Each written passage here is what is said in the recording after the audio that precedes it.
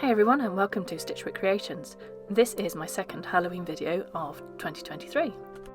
DollyAnna has organised another amazing Halloween collab, and featuring in here is Dollee Mixtures, BlurredColors Art, Heliophobiant dolls, myself, Silver Griffin, Shelby.K.G, DollyAnna, InsaneLeeCreating, Lucía's Strange World, and BumbleCrafty. Now this is going to be a big video, so bear with me while I explain the cock-up. I started with 4 broken dolls, and I have made this. However, all the footage is on this SD card, with 3 other videos, and it's broken, so to that. The plan is to take a Claudia body as the base body, and some broken Cleopatra dolls, chop them up, and smush them together so they have 8 legs. This is my most challenging project so far, and there was a lot of cutting and a lot of body parts, and it looked quite macabre in my workroom. I'll explain the best I can. I wanted to make her legs longer, and I wanted to use the kneecaps and articulations that were already there. I used a cutter that's made for piping for cables, because I did start off with a Dremel and this happened, but luckily I still have all of my fingers and I'm never using the bloody thing again. So using those cutters, I have chopped the legs up and put some armature wire in. Now I'm going to show you on this old operetta doll that's not got very many pieces how easy it is to cut through nice and cleanly with this pipe cutter.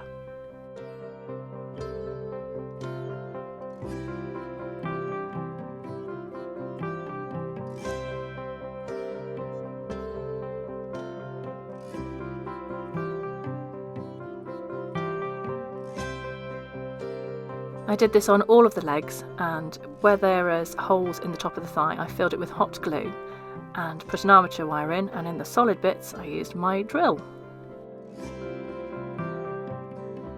And I didn't need the toes, so I chopped those off as well. Snop! I wanted her to be walking on her tippy toes, a bit like a ballerina.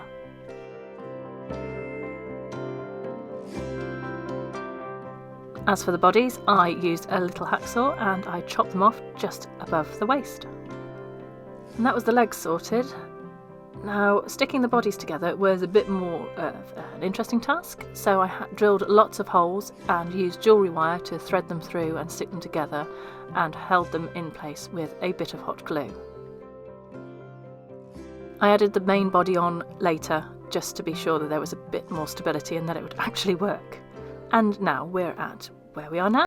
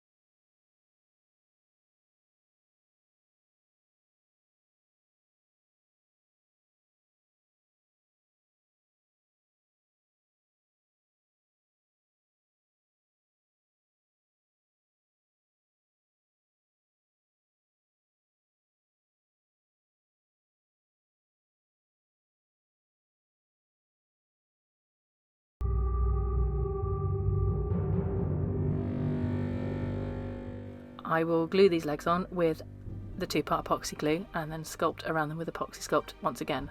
But first we need to sand them.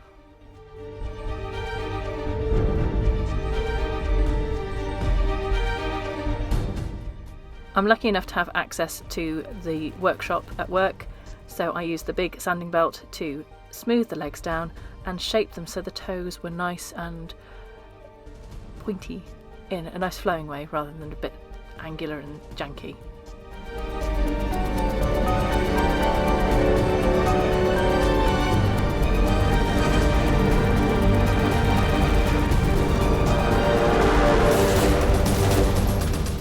So one of the other challenges was trying to film this because she got so big. I want to fill the gap up with this polymorph because I don't have much epoxy sculpt left and I'm trying to eke it out as much as I can. This stuff's great, you just put it in boiling water, it becomes nice and mushy, sculpt it around and then leave it to cool off and it sets rock hard.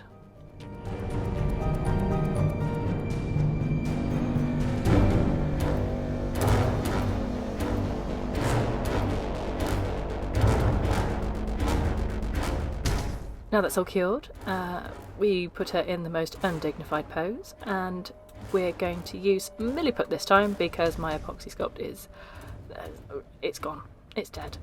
I like this because you can section it off in equal parts and know that you've got equal parts of A and B. However, it's quite different to epoxy sculpt and I needed fast solutions at this point and I was getting quite frustrated with how sticky it was, and if you knocked it, it would need more smoothing and more tending to, so I ordered some more epoxy.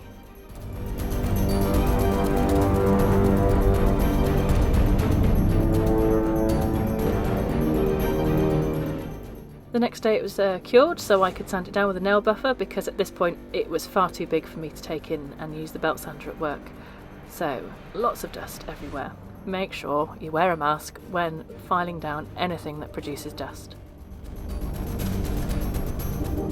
I've got a little pumpkin glass jar and I'm using my acetone to shrink the head and get rid of some of those nasty stains that are on there.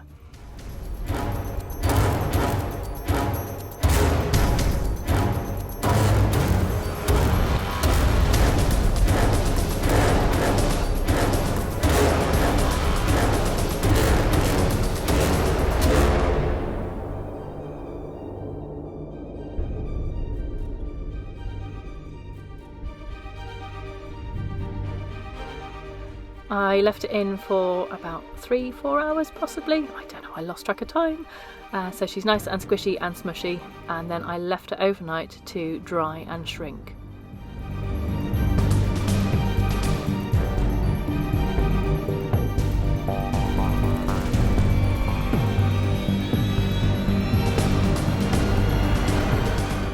Now she didn't shrink massively, but it was small enough that it was a difference.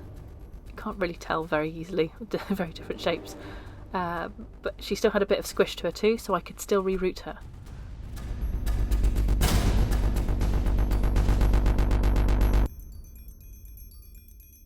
I've painted the scalp black to make sure that there's no patchy bits, and I am doing a very strange non-conformal pattern of black and purple.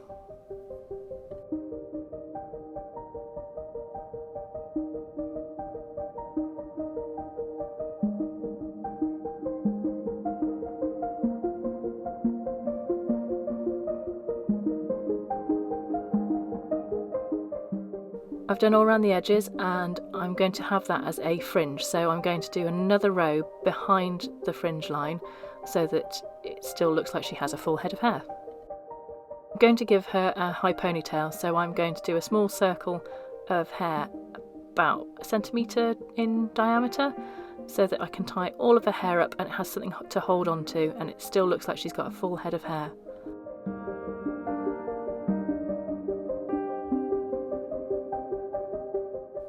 I didn't want anything too fancy with the hair because it would distract from the body. It's a busy body, and her head needed to be smaller so that it would make the abdomen look much bigger and her legs look bigger.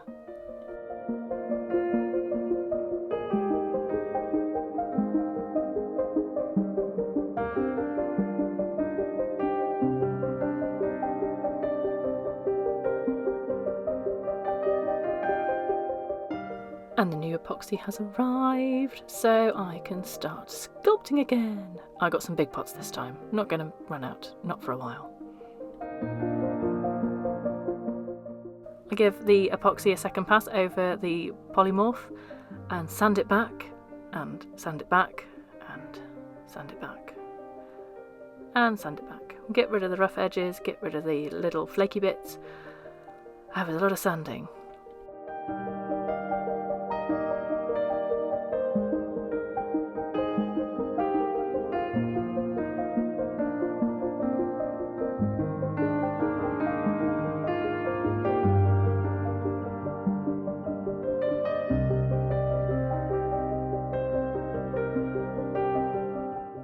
And then the leg fell off.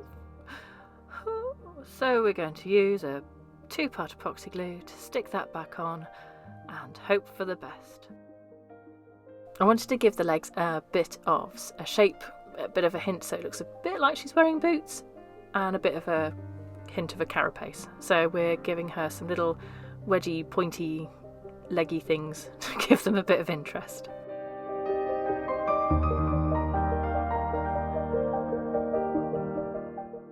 This again is another small snake of clay, pointed up and smoothed into the rest of the leg, and I'm using a silicone tool to try and sharpen and define the edge that's going to stick out. And while I was there, I gave her some pointy toes so she can be super tippy tappy across the table and be super creepy.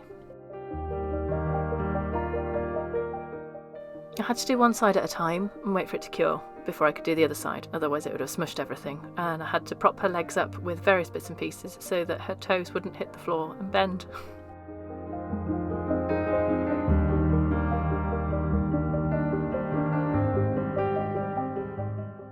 I wanted to give her abdomen a bit of an echo of the shape on the legs, so we're doing some pointy bits.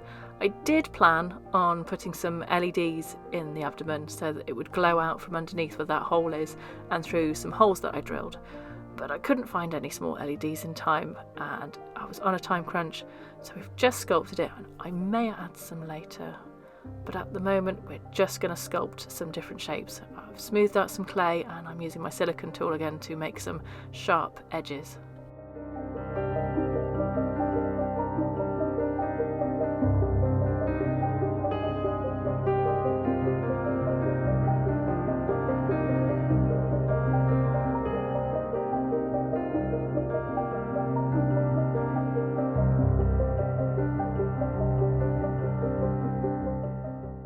I'm trying to keep this lightweight as possible, so I've just done another thin snake of clay and blended it in towards that other ridge so that it isn't totally covered in epoxy, making it heavy.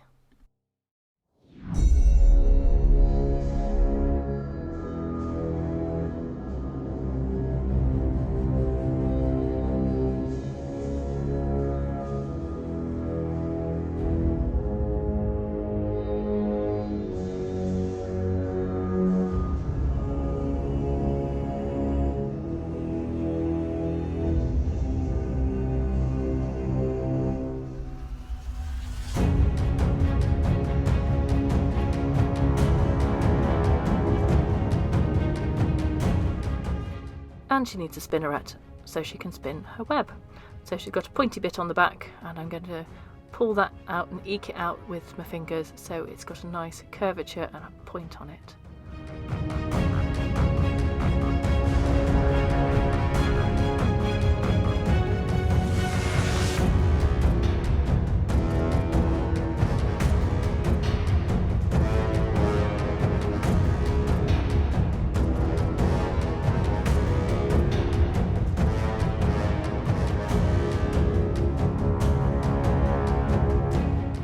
I wanted the focus to be the entirety of the doll, so I haven't made clothes, but what I am going to be doing is sculpting on a spiderwebby bralette thing to cover her modesty, and I've already sculpted on some pointy panties at the bottom.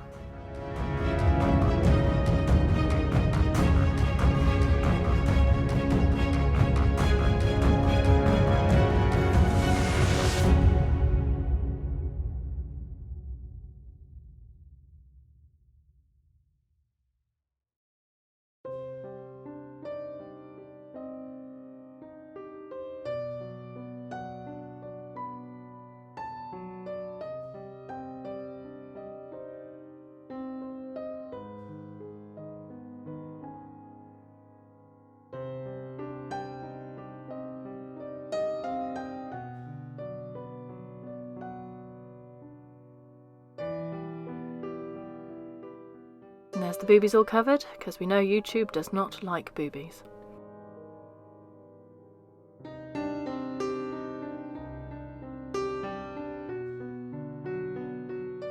I was concerned that the paper mache effect would show through, and I didn't want to weigh it all down with the epoxy, so I did little smushes and smoothed them into the body, and then using a dotting tool gave it some texture by just bodging it in.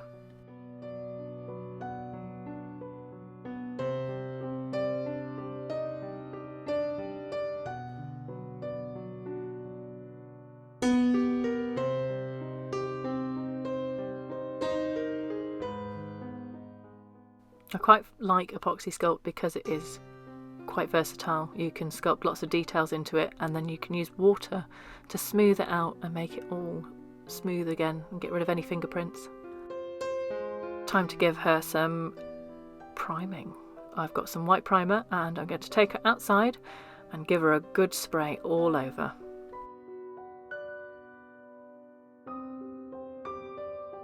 While it dries, I move on to the face. She's had a nice solid coat of Mr. Super Clear, and I'm going to sketch in some eyes.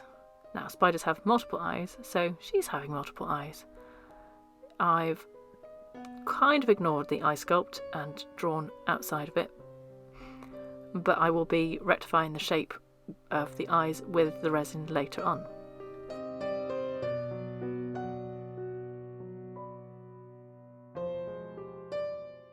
She's just going to have a simple face, some nice red luscious lips with some black lip liner, and her eyes are just going to be very piercing and red.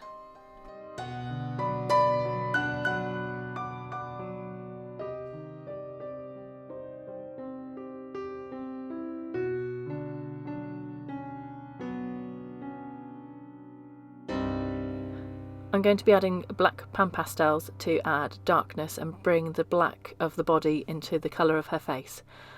Pan pastels have a better colour payoff than normal pastels, so I was happy to use these all over, although they do make a lot of mess because they are very, very crumbly.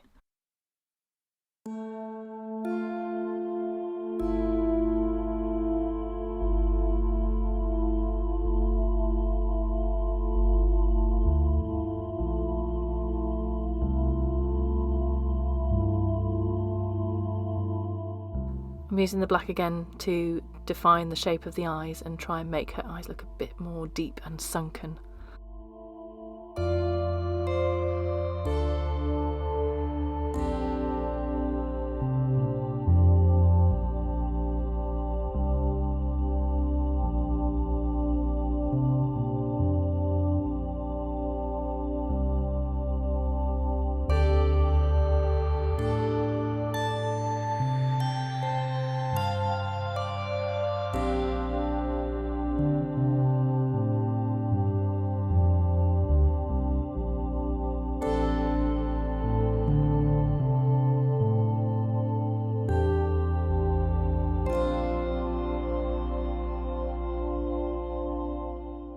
For some reason the MSC didn't seem to cure or spray evenly, so one eye picked up the pigment of the pencil a lot easier than the other one, and rather than having to give it another spray and wasting another layer of MSC, I like to take the colour straight off the pencil with some water and I can just paint it on and it will do exactly the same but with a bit more of a solid pigment.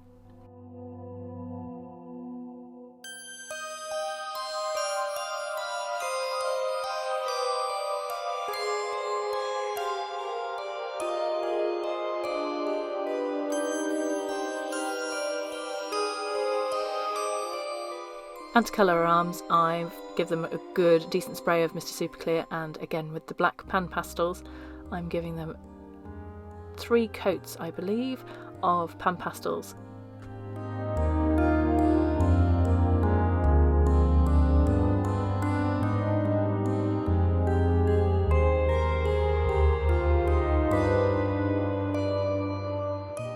To give the idea of depth, I'm using blacks and charcoal colours to deepen the eyes so they look like they're more piercing and glowing.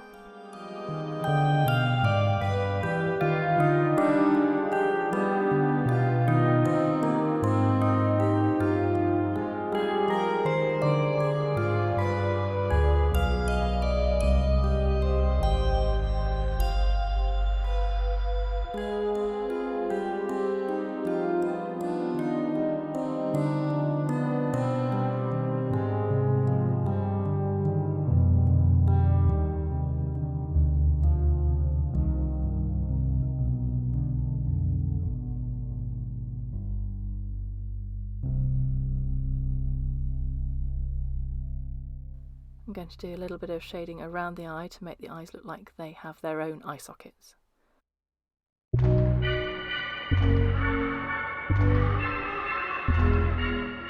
And to accentuate the shape, I'm going to use my most pigmented white pencil and draw around the outside of the edges so that you've got a nice, clean and crisp definition.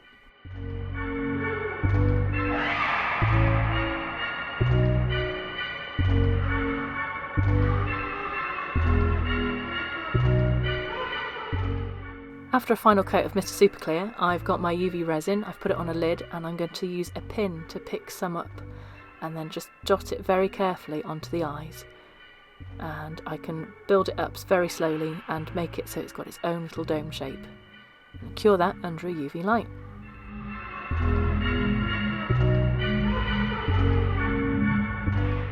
And now she has 6 beautifully domed, glowing eyes. After the primer, I gave her a spray of black, and I'm now using my airbrush to make a lighter patch that I did try initially to colour the same as her face with pastels, but it just wasn't pigmented enough, so I had to mix a colour and try and colour match the best I could.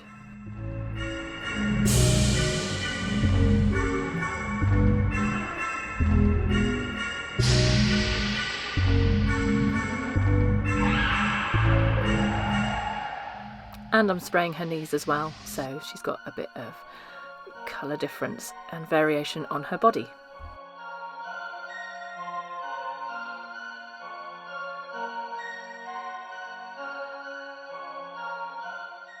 I've mixed a colour as close to her face as possible, and I'm going to use my lovely airbrush again and spray that over the bits that I've made lighter. Just on the body. The knees are going to be red.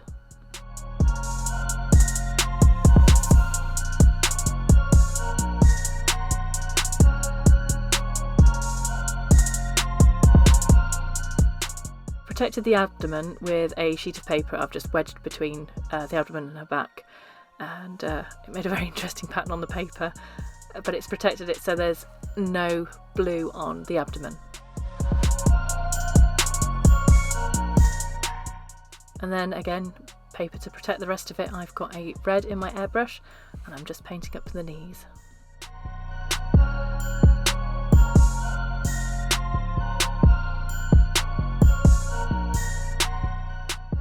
To make it look less flat, I'm using the pan pastels again to blend it in the edges and then give a bit of shadowing underneath the webby bra thing.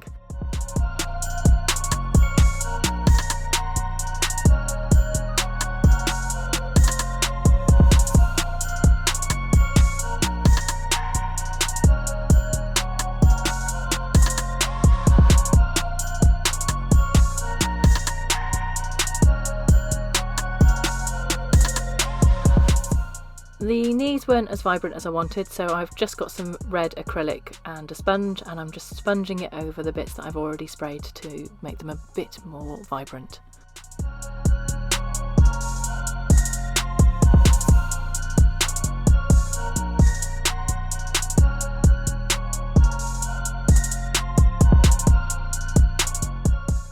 I've got some sparkly acrylic artist ink from DollyAnna, and I'm going to spray that over the body just to make it look a bit more beetly, carapacey.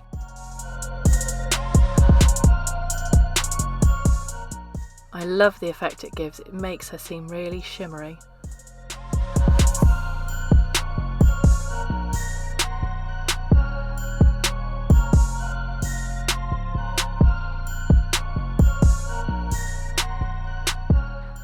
I needed to paint the web bralette, and I decided I should paint it gold because she is the Spider Queen after all.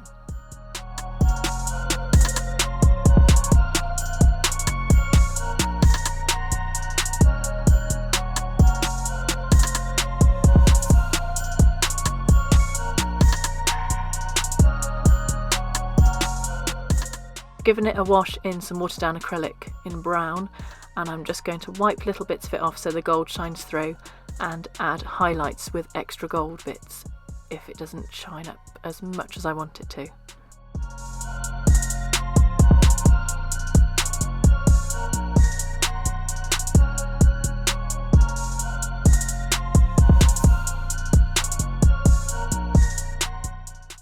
Now we can remove the head from her burrito and we can put her on the body.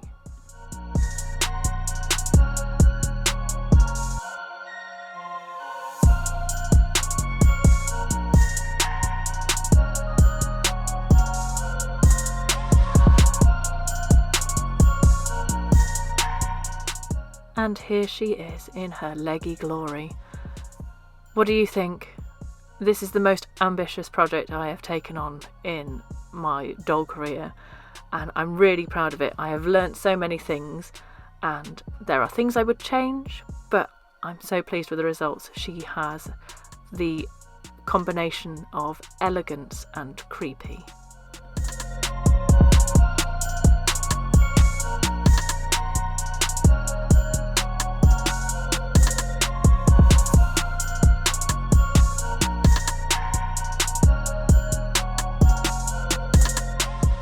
Please don't forget to go and see the other videos in this collab. BumbleCrafty doesn't have a YouTube channel yet, but she is on Instagram and I urge you to go and check her out.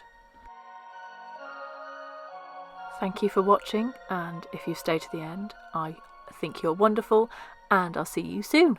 Bye bye.